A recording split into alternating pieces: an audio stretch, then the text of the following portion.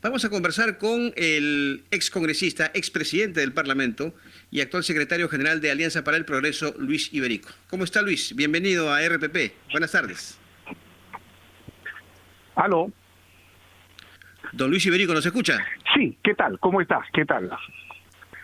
Gracias por atendernos. Sí. Encantado. Sí. Bueno, igualmente, hay una declaración que han firmado expresidentes del Congreso, usted también lo rubrica, donde hay algunos aspectos importantes que podemos analizar. ¿Por qué consideran ustedes que esta decisión de la jueza Blácido está de alguna manera violando la autonomía del Congreso de la República? Bueno, porque las acciones de amparo se aplican cuando hay una vulneración de derechos individuales.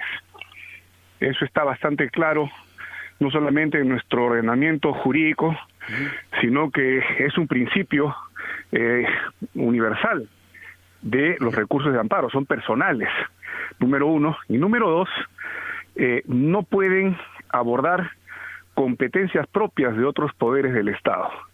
En ese sentido, yo considero que la juez no debió aceptar este procedimiento, toda vez que no provenía de alguna persona individual cuyos derechos personales hubieran sido o estuvieran siendo vulnerados y que corriera un riesgo de continuar el proceso iniciado por el Parlamento. Sí. Esto es un poco lo que se aplicó a nivel del Jurado Nacional de Elecciones cuando el Partido Popular Cristiano, usted recordará, también apeló a la figura del amparo, que fue aceptada por un juez que notificó al Jurado Nacional de Elecciones, pero este no aceptó que se vulneren competencias propias del Jurado Nacional de Elecciones. Y es que yo creo que los poderes del Estado, si bien se aplican los principios obviamente de check and balance, ¿no? Claro. Esto está claramente definido en la Constitución y no puede haber excesos que ya vulneren la autonomía o la soberanía de otros poderes, sino que entre ellos debe existir más bien un respeto mutuo y un afán de colaborar, que es lo que pudo darse en esta situación, pero lamentablemente así no lo entendió la jueza y mediante su acción quiso parar un procedimiento exclusivo, como se ha repetido, en el Congreso. Pero, don Luis Iberico, aquí en el comunicado, en esta declaración, se habla del artículo 93 de la Constitución, que establece que los miembros del Poder Legislativo no son responsables ante autoridad ni órgano jurisdiccional alguno por opiniones y votos que emitan en el ejercicio de la función. Lo que aquí es claro es que no se ha puesto en duda la competencia del Congreso para elegir a los miembros del Tribunal Constitucional. Lo que está manifestando la jueza es que no se respetó el reglamento en el proceso de selección de miembros del Tribunal Constitucional y por lo tanto ese procedimiento es inválido. Y ahí estoy yendo yo a la ahí estoy yendo a la falla de origen, porque la jueza aceptó un recurso de amparo que no debió aceptar, promovido por una persona ajena a este proceso. No fue uno de los candidatos el que pudo haber presentado este recurso de amparo, una persona absolutamente ajena, que argumentó temas políticos como si este Congreso era o no legítimo, si la cuarta legislatura valía o no, y aceptó un recurso de amparo que no era un tema propio de una persona cuyos derechos estaban siendo vulnerados en lo personal.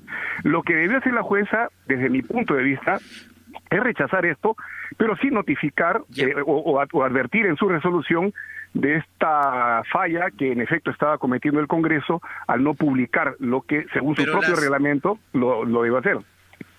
Pero si está la resolución judicial, señor Iberico, hay que acatarla. Nos guste o no nos guste. Bueno, además, digámosle lo mismo. Permítame terminar la pregunta. Sí, ¿cómo no? Existen obviamente los mecanismos legales constituidos para objetar una resolución, ¿no? La apelación.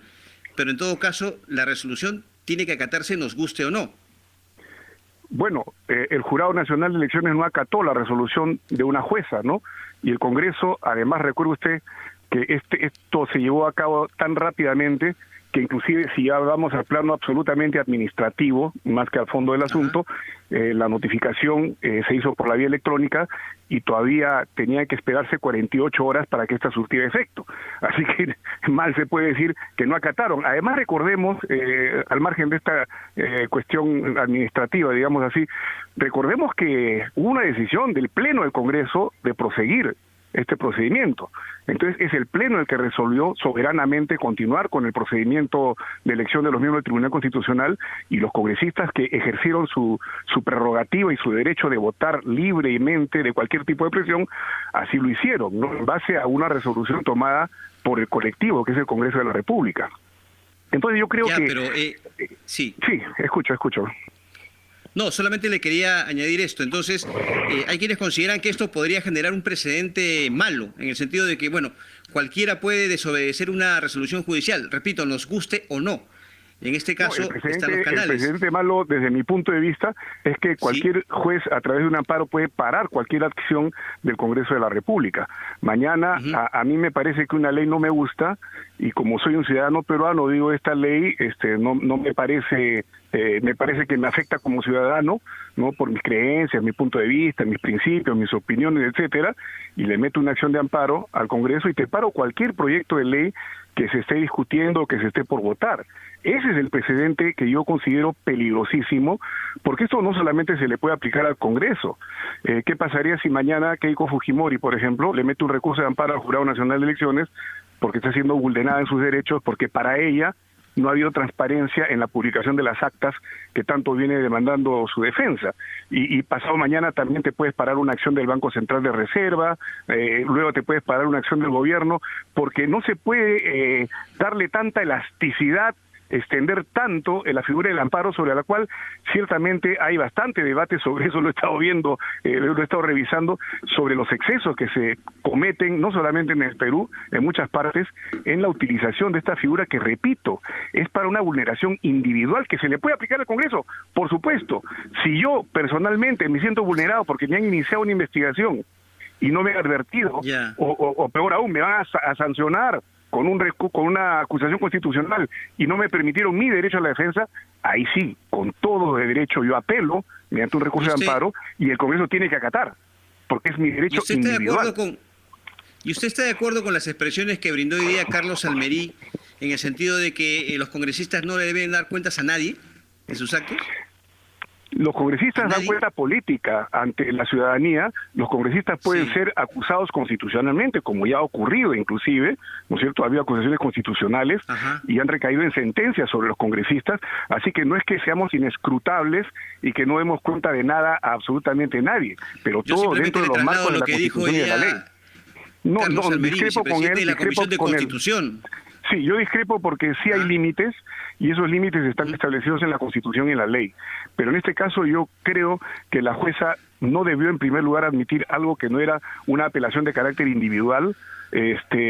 Número dos, sí, en su resolución pudo advertir este asunto de esta omisión en la que estaba incurriendo el Congreso de la República, y por un espíritu de colaboración entre poderes del Estado, creo yo, ahí se pudo solucionar la medida sin sentar un precedente que a mí, desde el punto de vista que yo le estoy expresando, sí me parece peligroso para el Congreso y para cualquiera de los poderes del Estado.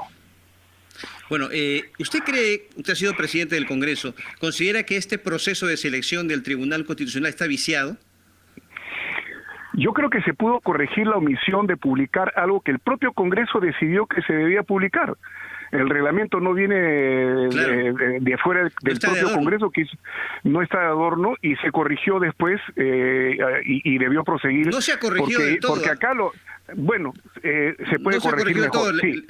Se lo digo porque... Se puede mejorar, estoy de acuerdo, porque hay unos que... No, inclusive el propio presidente de la comisión dijo que no era necesario que se publiquen, que podrían presentarse de manera oral. José Vega dijo ayer en RPP que él simplemente no quiso que se supiera cuáles eran sus motivaciones. O sea, era evidentemente una violación al propio reglamento. Bueno, yo no tengo por qué concordar con todo lo que se diga y con todas las opiniones. Sobre este tema se pueden expresar muchas opiniones, pero yo creo que lo más importante es que el Congreso debe elegir a los nuevos miembros del Tribunal Constitucional, que ya tienen más de 2 años en sus cargos, y esto sí para mí me parece que es algo superior y mucho más urgente e importante que algo que se pudo solucionar dentro del procedimiento que ya había iniciado el Congreso. No olvidemos que esto es traumático. Al Congreso al que yo pertenecía nos disolvió el presidente de la República, Martín Vizcarra, porque no le pareció que era correcta la forma en que estábamos eligiendo a los miembros del Tribunal Constitucional, cuando era exactamente la misma forma con la que se eligió a los que están actualmente. Entonces, esto es un tema ya, yo creo, dramático, y se está afectando mucho la soberanía y la autonomía del Congreso de la República para hacer lo que constitucionalmente le corresponde hacer solamente al Congreso de la República y a nadie más. Pero es que eso no se ha cuestionado. La prerrogativa del Congreso de elegir a los miembros del TC, eso no se ha cuestionado.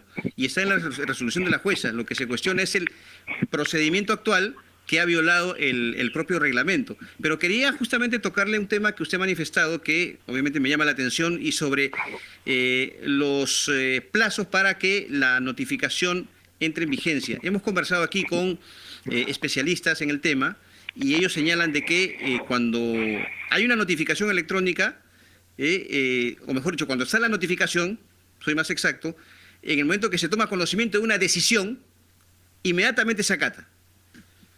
Bueno, yo no voy a entrar a deliberar sobre un tema que ya le dije es una cosa muy administrativa, muy de segundo rango, si nos vamos al fondo del asunto. No, lo menciono simplemente, pero yo creo que el fondo de mi observación, el fondo de lo que yo estoy manifestando es otro. El fondo es que la jueza no debió aceptar ese recurso de amparo del cual que utilizó un ciudadano, yo creo equivocadamente, porque ese ciudadano en ninguna forma había sido en lo personal afectado por el procedimiento que estaba siguiendo el Congreso. Debió resolver en ese sentido y debió sí advertir la omisión que se estaba produciendo en el Parlamento para que dentro del espíritu de colaboración entre instituciones del Estado, que no tienen por qué estarse pisando los pies, no tienen por qué estar interfiriendo mutuamente en sus soberanías, debió buscarse otra forma de resolver este tema. Y ahora la cosa empeora cuando se inician estas investigaciones a todos los congresistas. Sí. ¿Y no hubiera sido mejor acatar esa resolución y esperar la apelación respectiva para ver si un juez determinaba efectivamente si la demanda de amparo no era consistente?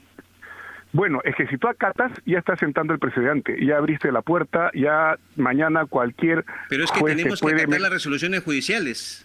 Siempre y cuando se ajusten a la Constitución. Y el Jurado Nacional de Elecciones hizo lo propio en su momento con respecto al recurso del Partido Popular Cristiano, no lo olvidemos. Tampoco acató. Muy bien. Muy bien. Por su soberanía, que yo respeto, por cierto, por su soberanía que yo respeto. Yo respeto, tal es así que nosotros vamos a respetar lo que decida ahora el Jurado Nacional de Elecciones, al margen de que tengamos gruesas observaciones sobre la forma en que ha procedido en estas últimas semanas. Muy bien. Le agradezco mucho, don Luis Iberico, muy amable. Luis Iberico, expresidente del Congreso y secretario general de Alianza para el Progreso, estuvo con nosotros. Tenemos que irnos con los titulares de esta media hora y luego seguiremos hablando de este tema y otros más vinculados ya con la emergencia sanitaria. Regresamos.